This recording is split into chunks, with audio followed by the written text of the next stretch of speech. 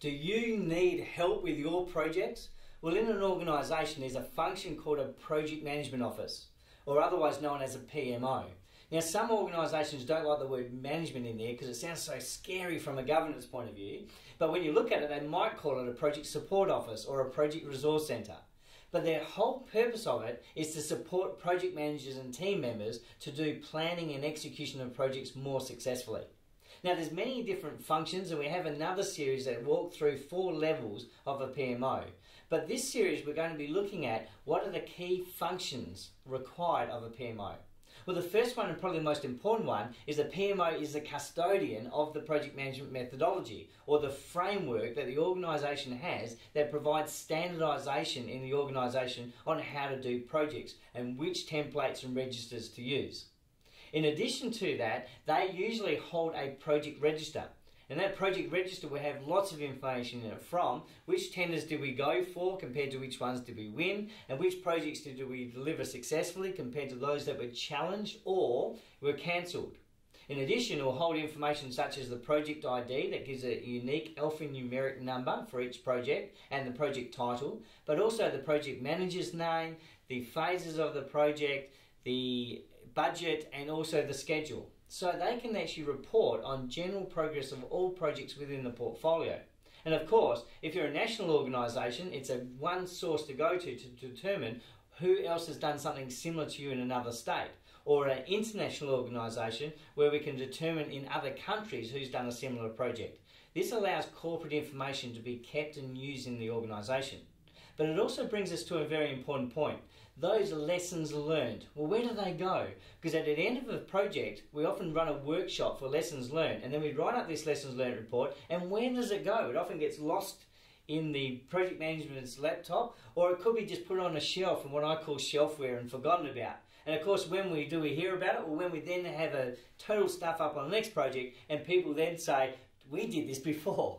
And that's when you grab hold of the project manager. No, only joking, only joking. But when you actually look at that lessons learned concept is when the PMO, when registering a project, if they're very proactive with what they do, they will then say, geez, that sounds awfully similar to this other project, and would you like the project management plan and the lessons learned from that previous project? And in that way, bringing the corporate information to future projects, and therefore increasing the likelihood of success.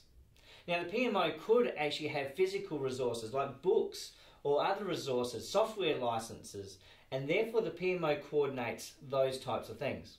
They may be the one that makes sure the policy's there and there's an adherence to the policy, but sometimes it's even more so helpful if they go in and do health checks or assessments on existing projects. Sometimes we think the thing's going good, but someone comes along and assesses it or checks it, and then we realise we could be doing something better and avoids a number of risks. You may need to have a risk management plan facilitated or a workshop facilitated, and they could be the person that you bring in and to help with that process. So when you look at it, a PMO sometimes even allocates project managers from it. So it has a very important part in an organisation. But one of the most ongoing important functions is that of not only training and coordinating it and potentially providing it, but that of coaching. Because project managers need to be coached. Because project management can be a very lonely job. Because when things are going wrong, who do you go to? Who do you go and seek support from? You can't necessarily go to the project sponsor and say, I've got no idea what I'm doing, because you kind of lose credibility. And you can't go over to the team that you're leading and say, don't follow me, I'm lost.